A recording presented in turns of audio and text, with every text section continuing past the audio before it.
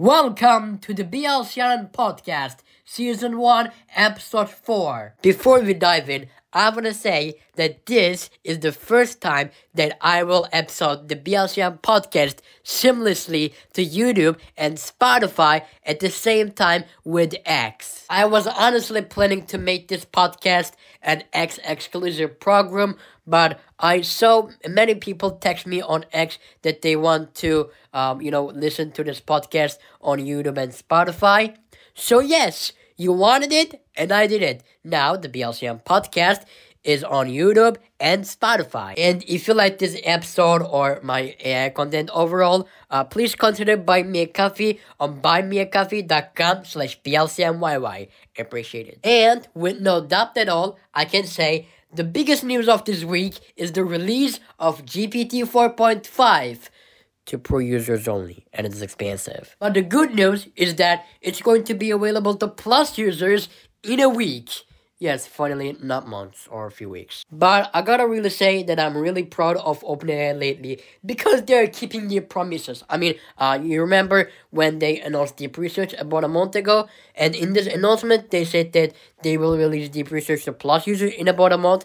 And not even 30 days have passed, and it is already available to Plus users. And a few weeks ago, Sam Altman said that they will release GPT 4.5 in a few weeks. And yes, a few weeks have passed, and we have GPT 4.5. And this thing feels very human to talk to. Sam Altman was definitely not lying when he said that he feels the AGI when talking to GPT 4.5. It is not AGI, but I feel that AGI vibe too when talking to GPT 4.5. And kind of surprisingly, GPT 4.5 doesn't kill the benchmarks because the benchmarks kill GPT 4.5. Look, I get that feeling. Some AI lab introduces new AI model, you expect it to be the best model, and it's very bad at benchmarks. But, the perspective of GPT 4.5 is not coding, logic, or math. GPT 4.5 just feels weird, very natural. The difference is very noticeable, and the difference is definitely not at coding, logic, and math stuff. The difference is in vibe. If you have a chance to try it right now, like if you have a ChatGPT Pro plan, or you can use the playground of the OpenAI developer platform, I recommend you to try it right now, and you will understand what I talk about. I literally mean it when I say it.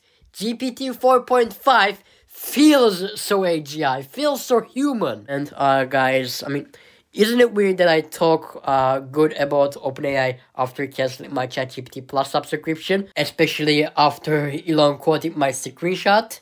Well, guys, sorry, but I renewed it. Well, because I used to think X Premium users will forever have access to Super Grok, and that means that, I can use Grok 3, deep search thing, and other things.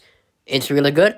But some XAI employee replied to my post on X and said that they have this offer for a limited time only. And, come to think about it. Yes, it's the limited time offer, and after the offer ends, Super Grok will be $22 a month for X Premium users. It is expensive, and I'm not going to pay for that. So let's say, better luck next time, XAI. But dude, the Grok Wars mode is unhinged as hell. We have ridiculously hilarious personalities on Grok's Wars mode, and one of them is literally called sexy. And one of them is called motivation. It sounds normal, but it's marked as NSFW.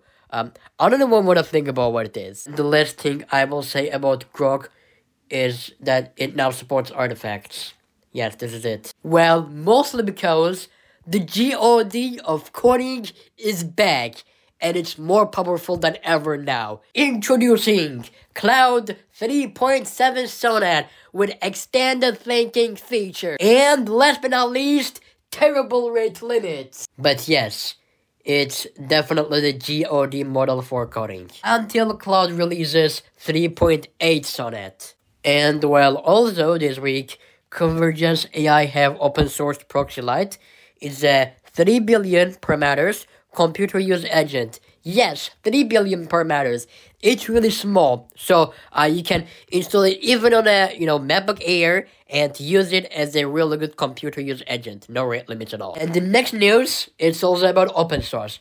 One, spelled as WAN, a part of Alibaba Group, the group that also owns QN, releases WAN 2.1, a video generator that's definitely better than OpenAI's Sora, but maybe not better than Google's Veo 2. But yes, it's open source, so definitely better than everything. And the next news is going to make OpenAI employees and fans upset, but Microsoft Copilot now offers free and unlimited access to voice mode and Think Deeper option. As far as I know, Think Deeper option is powered by O1 or maybe O3 now. But yes, unlimited and free. Even OpenAI doesn't do that, and I think OpenAI should sue Microsoft for that. And Perplexity now has a better voice mode with also a better looking UI. I think it's the best voice mode UI I've ever seen. And hey Alexa, are you smarter now? I don't have an Amazon Alexa, but consider I do. Because this week, Amazon has introduced Alexa Plus. Finally, it's an improved AI-powered version of Alexa with agentic capabilities, third-party services, and more. And honestly, I think this is going to make a big difference for people using Amazon Alexa for everyday stuff. And last but not least, 11 Labs introduces Scribe, a shockingly accurate speech-to-text model. That's it. It's literally that's it. That's all the news I was going to talk about this week. And I'm going to say it again. If you like this episode or my podcast or my content overall, don't forget to buy me a coffee on buymeacoffee.com/BLCNYY or simply donate.blcnyy.me. And let's make this episode 7 minutes long. And yes, it's now 7 minutes long. Have a nice week, everyone.